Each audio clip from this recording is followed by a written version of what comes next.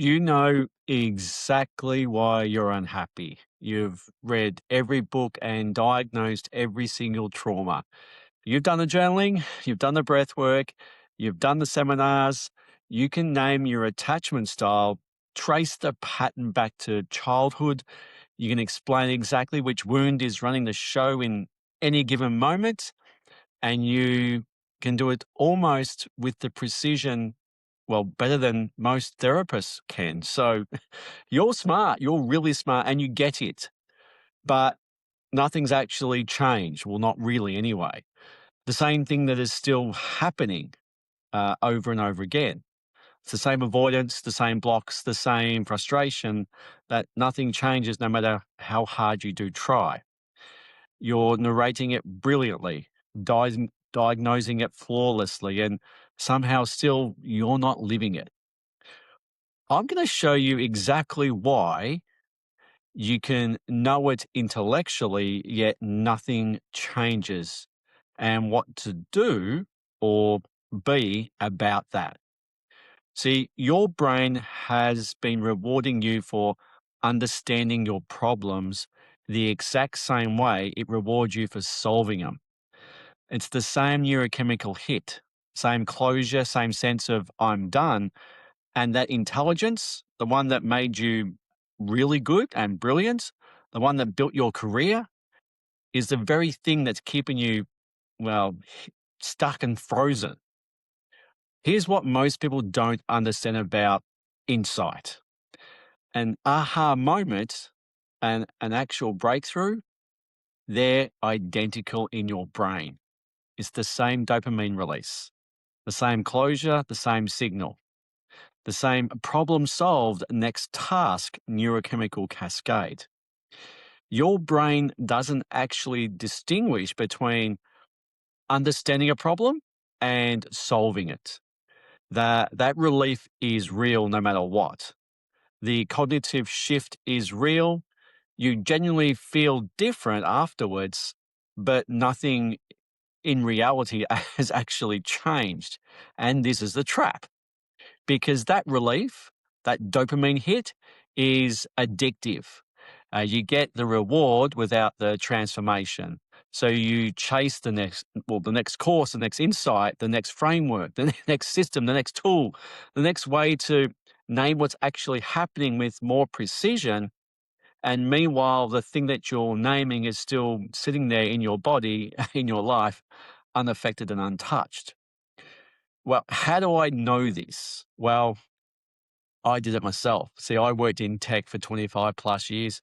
I ran global programs of, IT transformations, and it was a natural to use the same tactics on myself and to try and fix my problems because that's what worked at work. Well, it worked so well for so many years. I solved problems every single day using a system that worked really, really well. So I thought I could use it at home for me. Well, it didn't work. And that's why I studied human behavior and influence, not the stuff that most people teach, which is more frameworks, more processes, more systems, more cheat sheets, more surface level stuff. I studied real deep behavioral influence. And when I did, it literally dawned on me I've been treating my own psychology like a project or a quarterly earnings sheet. Diagnose the variance, present the analysis, file it, and somehow expect the thing to change, and it doesn't. That was exactly the point where I thought, I've got it completely wrong. It didn't occur to me that the tool that built everything for me could not dismantle the cage it actually put me in.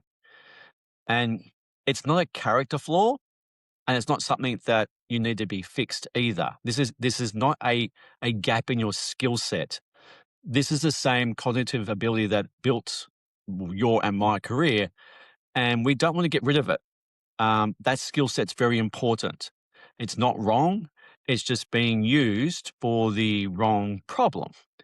The pattern recognition, the analytical precision, the ability to step back and see the whole system, that's what made you successful.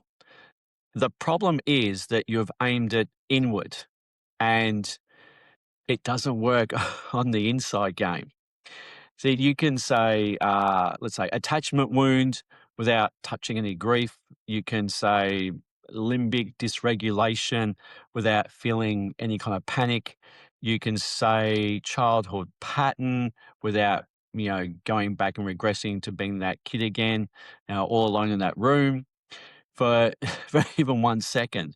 That the words have become your armor. And the loop is it's diagnose, name, relief, and repeat. Each cycle delivers that dopamine hit. Each hit reinforces the pattern that nothing changes. You're not stuck despite your insight. You're stuck because of it. And here's what you need to know.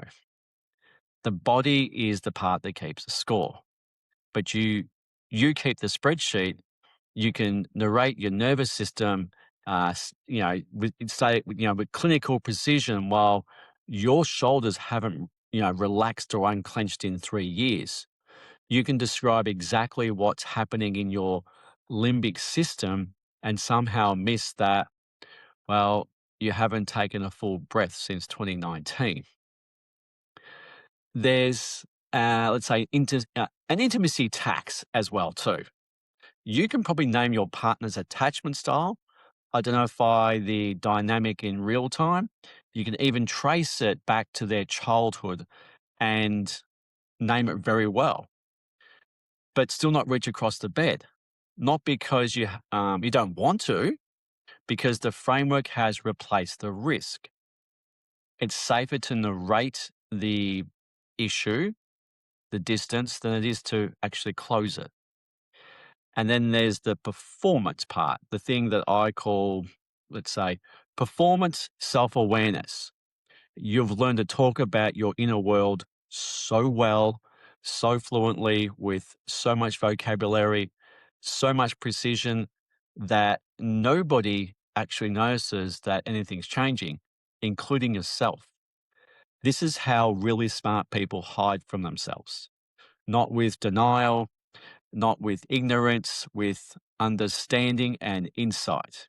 And underneath all of it, the exhaustion, literally you're running two operating systems, the one that you present and the one that you actually feel. It's not the work, it's the distance that you're maintaining from yourself while doing the work itself. So right now, your intellect is getting all of this. It's going, well done, great, I get it. And it's going to do one thing, which is it's going to ask one question. Tell me what to do to fix this. Give me the steps or frameworks to overcome this. Be aware that's your intellect jumping back in. The way through this is awareness and feeling, not doing. As soon as you have that doing thing, you're back in intellect. So the real question is, what am I not willing to feel? Because the thing that you're avoiding isn't a concept.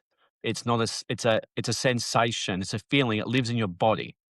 And it doesn't respond to analysis. It responds to being met. Not understood, not named, not reframed, met. So the question isn't why? Why am I like this?